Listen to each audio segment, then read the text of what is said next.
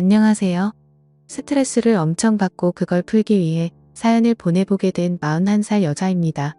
저는 한때 헬스 트레이너로 활동했던 사람이지만 나이도 어느 정도 있는 상태고 예전의 사고로 인해 몸이 다치게 돼서 4년 전부터 집안 살림을 하며 지내고 있었어요. 남편은 제가 다니고 있는 헬스장에서 만나게 되면서 연애를 시작하게 됐고 그런 남편과 결혼한 지 벌써 10년이 넘었네요. 저와 남편은 운동하는 걸 좋아하기에 저는 헬스 트레이너 직업을 그만두고 나서도 무리하지 않는 선에서 남편과 같이 헬스를 하거나 아침 저녁으로 조깅하러 나가기도 해요. 유머 코드나 식성도 비슷해서 같이 사는 동안에 정말 행복했습니다. 그런데 우리 부부 결혼 생활에 걸림돌이 되었던 게 있다면 그건 도련님 때문이랍니다.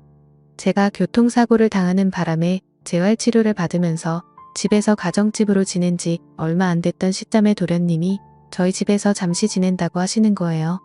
일단 도련님은 제 남편과 14살 차이로 늦둥이라고 보시면 되는데요.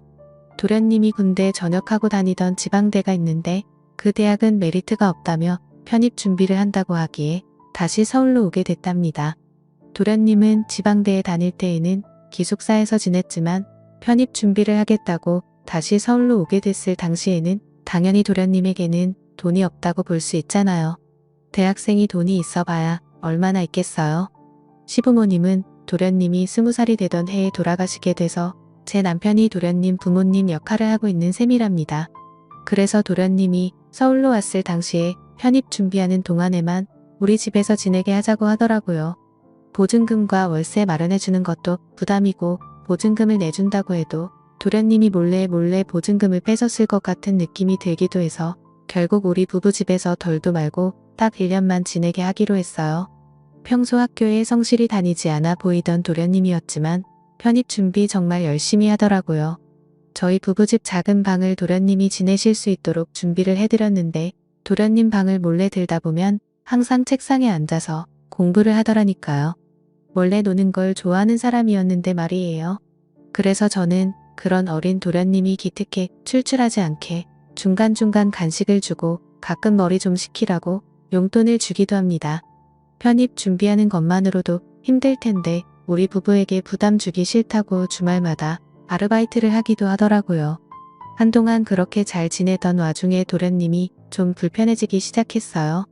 일단 도련님께서는 정말 훈남이에요. 키는 183cm 정도 되고 남편은 운동을 즐기는 사람이라 그런지 남편 따라서 운동을 한 덕에 몸도 정말 근육형이에요. 장근육이 많은 몸매라고 할 수 있죠. 군대 가기 전에 신검 받았을 당시 183cm, 71kg이 나간다고 했으니 비율이 좋을 수밖에 없습니다. 게다가 얼굴도 시아버님의 닮은 덕에 솔직히 제 남편보다 잘생겼어요. 정말 훈남이라고 할 수 있는 그런 남자랍니다. 모자랄 게 전혀 없는 도련님이 저를 여자로 보는 느낌이 들더라고요. 일단 남편은 아침 일찍 출근해서 저녁 8시에서 9시가 되어야지만 퇴근하는 직장 생활을 하고 있어요. 그래서 낮에는 집에 저와 도련님 단둘이 있을 때가 많은데요. 집에 단둘이 밖에 없다고 해도 도련님은 공부한다고 방에서 거의 나오는 법이 없어서 가끔은 저 혼자 있는 기분이 들 때가 있기도 한데요. 그렇게 무난하게 지내고 있던 어느 날 제가 안방에서 옷을 갈아입겠다고 옷장을 열고 옷을 벗는데 그때 도련님이 안방문을 벌컥 열고 들어오는 거예요.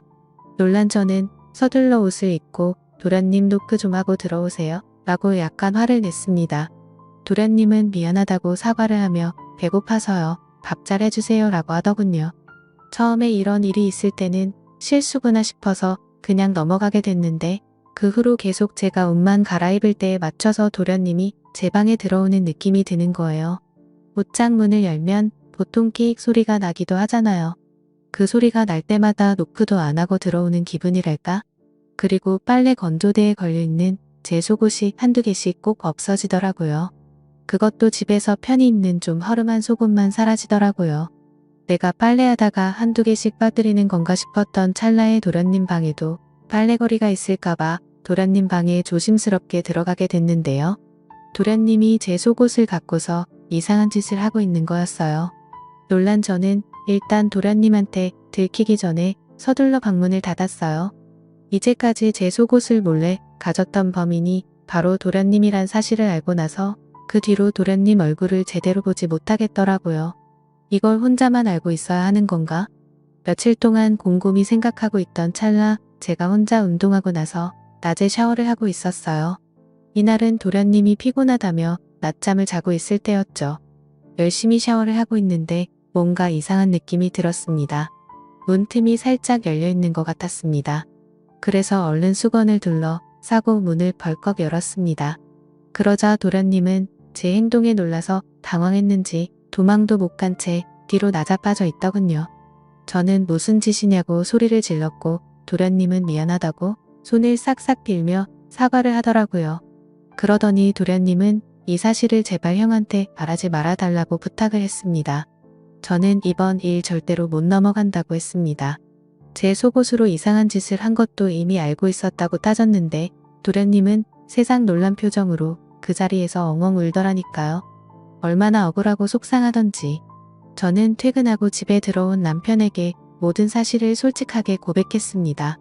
제 말을 들은 남편은 손을 부들부들 떨면서 분노를 감추지 못하더라고요. 방에 조용히 있던 도련님에게 다가가 얼마나 싸웠던 건지 남편은 이 집에서 더 이상 같이 지내지 못할 것 같다며 당장 나가라고 도련님을 쫓아냈습니다. 도련님은 절대 안 그러겠다고 이 집에서 나가면 당장 갈 곳이 없다고 하더라고요. 남편은 지갑에 있던 5만원짜리 지폐 두세 장을 도련님께 던지며 이걸로 사우나에라도 가 있든지 하라고 했습니다. 그 후로 도련님은 우리 집에서 지내지 못하게 됐어요. 도련님은 거의 한 달 넘게 우리 부부한테 돌아가며 전화를 했고 우리 부부는 그 전화 한 통 받지 않았었답니다. 문자가 오기도 했는데 제발 용서해달라고 요즘 밥 한 끼 제대로 먹지 못한다고 하더라고요. 한창 중요할 시기에 예민해서 그랬던 거라고 제발 용서해달라고 하더군요. 한 달 넘게 애원을 하면서 용서를 구하던 도련님 남편은 그런 도련님 절대 만나거나 연락조차 받지 말라고 했지만 저는 눈 딱 감고 도련님을 만나보기로 했습니다. 아무리 잘못했다 하도 남편 동생이기에 잘 살고 있나? 그 정도만 알고 싶더라고요. 그래서 남편이 퇴근하기 전 동네에 있는 작은 카페에서 만나기로 하고 갔습니다. 도련님은 보니 사람 꼴이 아니더라고요. 옷도 지저분하고 좀 냄새가 난다고 해야 할까. 게다가 머리는 얼마나 덥수룩한지 왜 이렇게 사냐고 물어봤는데 우리 집에서 쫓겨나고 나서 자기가 좀 모아둔 아르바이트비랑 남편이 지갑에서 꺼내 던져준 돈으로 사우나에서 지냈다고 했어요. 그것도 한계가 있어서 친구 집에서 며칠 지내기도 했다는데 친구도 제 도련님을 받아주는 게 한계가 있어서 나가달라고 부탁을 하더래요. 그래서 아르바이트하는 매장에서 몰래 먹고 자고 해봤는데 사장님이 그걸 뒤늦게 알게 되는 바람에 결국 알바조차 잘렸다고 하더라고요. 모아둔 돈도 없고 그 와중에 편의 준비도 해야 하기에 많이 힘들었다고 합니다. 순간적으로 도련님이 안쓰럽긴 했지만 그래도 도련님이 잘못한 건 잘못한 거라 저는 그런 도련님 얼굴을 보고도 용서해주고 싶은 마음이 들지가 않더라고요. 그래서 저는 그런 도련님께 용서해주고 싶은 마음은 없지만 그래도 한때 가족이라 생각했던 사람이라 용돈은 조금 줄 수 있다고 했어요. 그렇게 저는 도련님께 50만 원을 주게 됐습니다. 제가 준 50만 원을 뚫어지게 바라본 도련님은 갑자기 뭐라도 결심한 표정으로 저를 바라보더라고요. 그리고서 저한테 한다는 말이 형수님 앞으로 져볼 생각 없다고요? 하는 거예요. 그래서 저는 그렇다고 단호하게 말했습니다. 제 대답을 들은 도련님은 제가 준 50만 원을 저한테 다시 돌려준 뒤에 그럼 이 돈 필요 없고 저랑 딱 한 하룻밤만 같이 보내요. 라고 하는 거예요.